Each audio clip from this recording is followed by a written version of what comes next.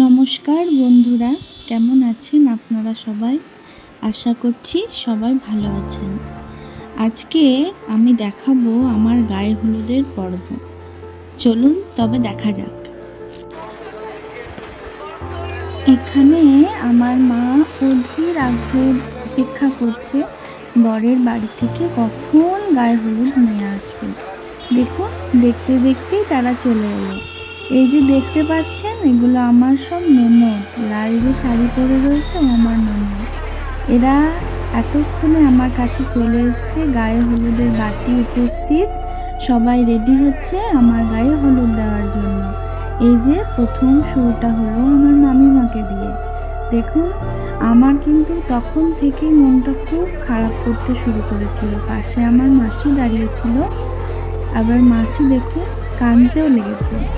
মাসির কান্না দেখে কিন্তু আমি সেই সময় নিজেকে কন্ট্রোল করতে পারিনি, আমি নিজেও কেঁদে ফেলেছি। তার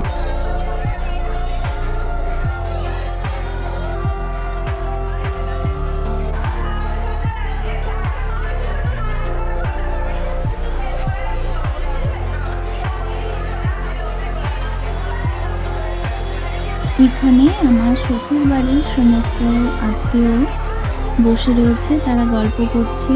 এখানে প্রীতমের যে প্রথম জীবনের শিক্ষিকা, তিনি আমাকে গায়ে হলুদ দিচ্ছে। ইনি হচ্ছেন মামন মাসি। আমার গায়ে হলুদ পর্ব চলছে এখন।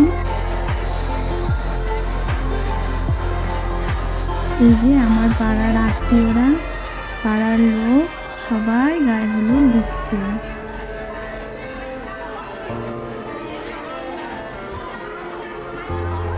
এই যে ঋতু, ছোট্ট মতো যে মেয়েটা, সেটা হচ্ছে প্রীতমের কাকুর মেয়ে। এই যে বর্ষা, এ হচ্ছে ঋতু। সবাই নিশ্চয়ই চেনো একে। এখন আমাদের ফটোশ্যুট চলছে, ফটোশ্যুট কমপ্লিট। আর এই যে আমার সবচেয়ে প্রিয় শ্বশুর বাড়ির যে আত্মীয়, সে হচ্ছে প্রীতমের মামার মেয়ে, আমার ননদ। আমরা এখানে বিভিন্ন রকমের খুনসুটি করছি, ছবি তুলছি। পাশে আমার বান্ধবীরা সবাই দাঁড়িয়ে আছে আমার গায়ে হলুদ দেওয়ার জন্য। ওরা অপেক্ষা করছে ওরা কখন আসবে। ইনি হচ্ছেন আমার মায়ের ছোটো কাকিমা। এই যে অঙ্কিতা আমার বান্ধবী। সবাই এত হলুদ দিচ্ছে, আমি বারণ করছি। এই যে আমার প্রিয় বান্ধবী আমার সন্টু আমার গায়ে হলুদ দিচ্ছে। এই যে আমার বুব্বু গায়ে হলুদ দিচ্ছে। আমি তখনও নিজেকে আটকে রাখতে পারছিলাম না, তাই চোখে বারবার জল আসছিল। আমার দিদিয়া আমার গায়ে হলুদ দিচ্ছে।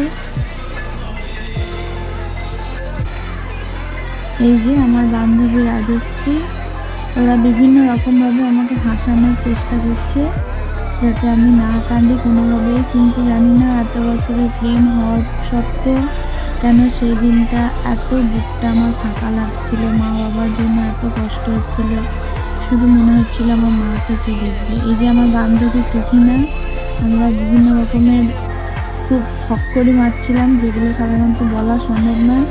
এই হচ্ছে আমার বন্ধু দেবোত্তম। আমি ওকে বলছি তোর ঘাড়ে আমি কী করে হাত দেবো রে, তুই এত লম্বা। তারপর আমি বলছি না, তুই নিচু হবি না, আমি লম্বা হচ্ছি, দাঁড়া। এই যে আমার বন্ধু, এই যে আমার মামার ছেলে, আমার দাদা। আমরা সবাই খুব সুন্দরভাবে ফটো তুলে নিচ্ছি, যাতে এগুলো কিছু বছর পরে দেখেও আমরা খুব আনন্দ পাই। এটা হচ্ছে আমার ভাই, আমার মাসির ছেলে। এটা হচ্ছে আমার দাদা।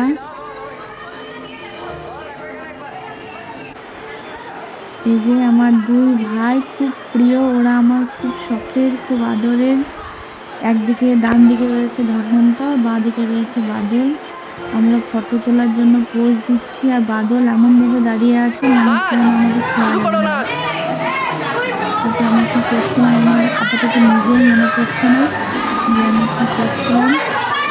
তারপর আমি বলছি সবাই আয়, সবাই আয়, কারণ আমাদের একটা শ্যুট নেওয়ার ছিল, যেখানে আমি মাঝখানে থাকবো, বাকি আমার চারিদিকে আমার বান্ধবীরা থাকবে।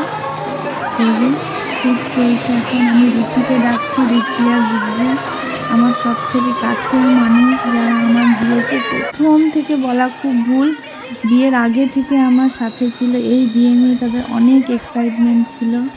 এই যে আমরা সমস্ত বান্ধবীরা মিলে ফটো তুলে নিচ্ছি আর বলছি হিপি খুঁজবে, আমাকে বলতে দিল না, হিপি বলার আগে ওরা বলে ফেলেছে।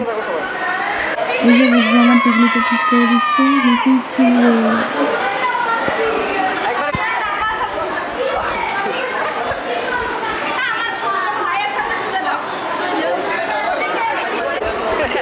আমি আর আমার মামা আমরা দুজন মিলে খুব করে নাচছিলাম।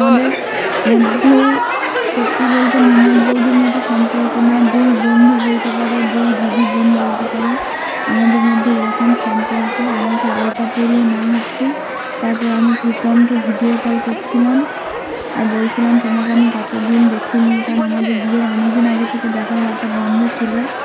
তারপর ও আমাকে দেখে বলছিল যে তোমাকে দেখতে ভালো লাগছে, কোনো দিন ও বলে না কিন্তু সেদিন বলেছিল। আর আমি ওর ভিডিও কলের ছবিটা নিয়ে একটা ফটো তুলে নিচ্ছিলাম, ওকেও খুব সুন্দর লাগছিল। আমার সেদিন বলা হয়নি, কিন্তু আমি আজকে বলে দিলাম। নমস্কার বন্ধুরা, কেমন লাগলো সবাই জানাবেন।